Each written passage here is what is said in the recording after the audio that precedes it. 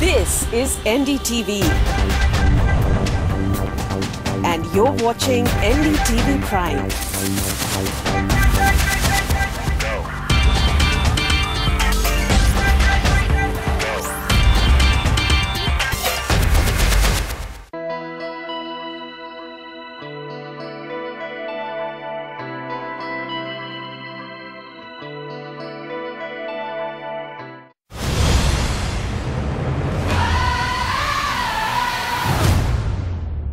Seven and a half year labor of love, and you said it was far tougher filling into P.T. Barnum's shoes than preparing for that body in Wolverine. Physically? It was way more fun than sitting in the gym for 3 hours a day and eating steamed chicken. But I would say about as tough. Because it's fun, it's not as tough. Do you know what I mean? Yeah. But physically, dancing 10, 12 hours a day, I've always said dancers, and I don't count myself as a real dancer, but real dancers can withstand pain, I would say, more than a rugby player, more than anything. Seeing you sing, dance, and this movie, the extravagance and it's so spectacular, it could be a Bollywood film. Totally. I was wondering if you were going to say that. I love that. I've always wanted to do a Bollywood film. I think that it's just so much fun. It kind of is. It's like magic realism. It's not sort of, it's not meant to be like a documentary. We're in a fantastical world.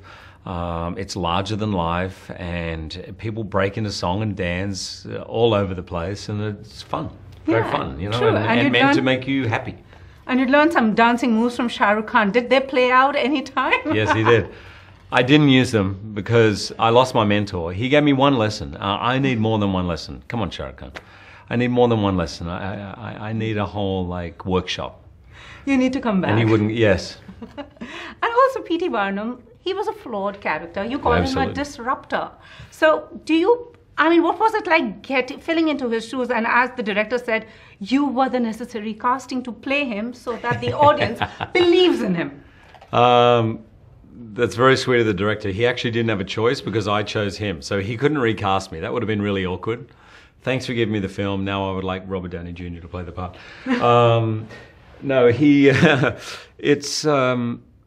He is a flawed character. I read a lot of material about him. And in the end, the more you read about him, kind of the more confusing it gets. He rewrote his own autobiography 3 times. I know. And he never let the truth get in the way of a good story. And in the end, our movie's not really a biopic about P.T. Barnum. It's inspired by him, and it's probably the movie that he would like to be told about himself, you know? There's some elements. So we wanted to tell a really good story, and really more than just being about Barnum or the birth of showbiz. And I think it's a very strong story about tolerance and about being who we are. He did think the world in a completely different way to everybody else. He saw the whole landscape differently, and he did come across a lot of opposition, and he just pushed right through it. And in that, I'm incredibly I have a lot of admiration for him. And also, he was a man who loved talking about himself. He said, I don't mind what the newspapers write, as long as they write something.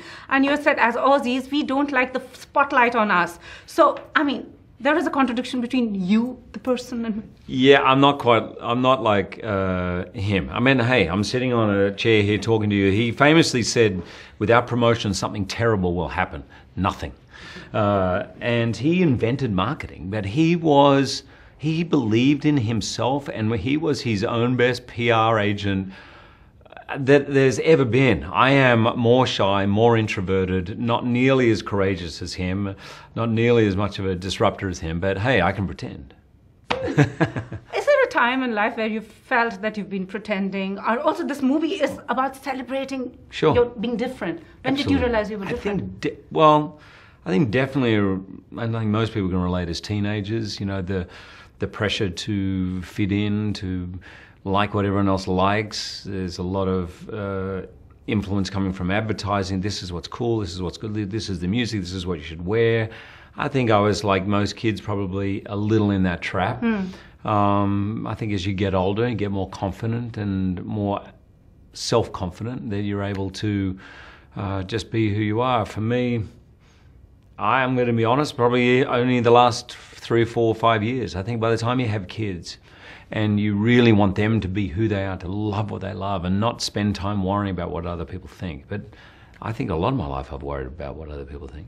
And this man loved playing hoaxes. One hoax that you could pull off. Ah, me. I tell you, I had many hoaxes pulled on me. That's the first thing that came to mind.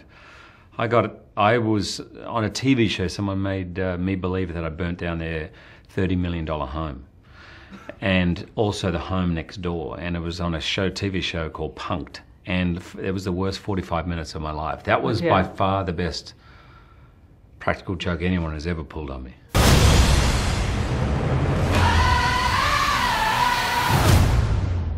Both of you are literally rewriting the stars, as they say. You're a singer and a dancer. So was playing Anne Wheeler a piece of cake for you, or was it tough? It was tough because, you know, singing and dancing is obviously something I love, but then when you add trapeze and aerial work on top of that, it makes it very difficult, you know. And so you did your own stunts. Yeah, as much as, you know, we could do, we wanted to do. So I mean, it definitely quite literally threw us for a loop a little bit, and it required a lot of multitasking, because, you know. Yeah, we were like Tom Cruising and musicaling in the air. Yeah. And also, Zac, it's been 9 years since High School Musical, and then you had Hairspray. So was it easy getting your groove back on that dance floor? Because you took a break from dancing. You know what? I never lost my groove.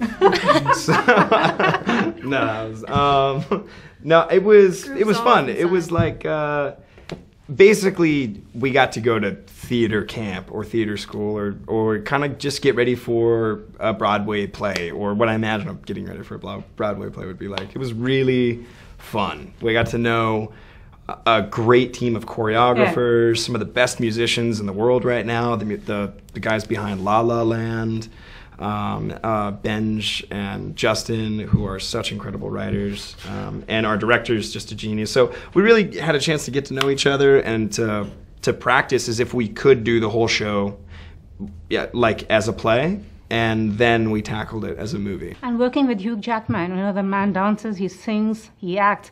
Is there something that he can't do? What was it like? Honestly, working with I don't think so. I think actually there's one thing he can't do. He can't be mean. He's just not a mean person. You're right. It's just like, he just couldn't. Unless you really threaten somebody close to him. I don't think that's not even being mean, though. That's just like, that's justified. Yeah, you know? that's just, you're right. I don't think so. He couldn't. He's kind of a god. Yeah, he has a ray of like light to him, you know, and what I think is really cool also about him is he doesn't mind sharing the light. Mm-hmm. You know what I mean? Like, he doesn't want to take it all for himself. He's very much spreading joy and happiness to everybody. It's like ridiculous. I wish he was here. I wish we're in Australia. It's crazy, and I wish we were here with him because he is such a ray of light. Like this movie's a cool kind of, I don't know. This is a great symbol for who he is. He is the greatest showman. Absolutely, and in the nicest way possible. And also, this movie resonates off a Bollywood film. Both of you could have an alternate career in art cinema, and you worked with Priyanka Chopra. Yes, yeah, I love Priyanka. She's so beautiful. Yeah, she's fantastic. I really hope she sees this movie. She's gonna like it. How's Priyanka? Is she good? I know she's like going crazy all over the world and doing filming, but. And also, this movie, I mean, it has a lot of resonance in today's day and age where you're celebrating your own uniqueness. So what was it that drew the two of you to the characters that you were playing, and when they came with this project? I think, well, the fact that it's a musical, I mean, just cool. It's very rare. Yeah, and I think we both love Moulin Rouge a lot. I think that had something to do with it. There's something about playing star-crossed lovers. I mean, it goes all the way back to Romeo and Juliet, but expressing that through song and kind of embodying that forbidden love and crossing every boundary at all costs to achieve it and to experience it is just, it's a great motivation. It's one of the purest, coolest ones there is in life. Yeah. So I think what I guess kind of what he's saying is that love story, you know, that's what was so electrifying about these characters is the fact that there is this forbidden love, there's this idea that they can't be together based off what the world is telling them, and also there were so many relevant themes in that, you know. Unfortunately, we still kind of deal with that same issue, now. So really, this love story could have happened at any time, and it could have been set in any place. It didn't have to be set in the circus. It could be anywhere. And I think that universal message of love conquering all, I think, is really important. Mm-hmm. And lastly, how would you like to rewrite the stars? Oh, that's a big question. I don't know. There's a lot of things I wish I could, change. I think we're doing it. I think that, I mean, this generation is full of people that are already doing it. I mean, this movie is a send out, a call off, and I think that everyone in the world that's searching for something or feels lost or is looking for guidance will see this and resonate and realize that they are a part of Rewrite the Stars. They're a part of the magic that makes this movie possible. They're a part of our world, and we need you, and we want you to join our team and help us reshape the world and help us love one another. There's so much hate going on, like, for no reason, and we have the ability to fix it. We can really change it just with pure love, and at least it starts there. Yeah.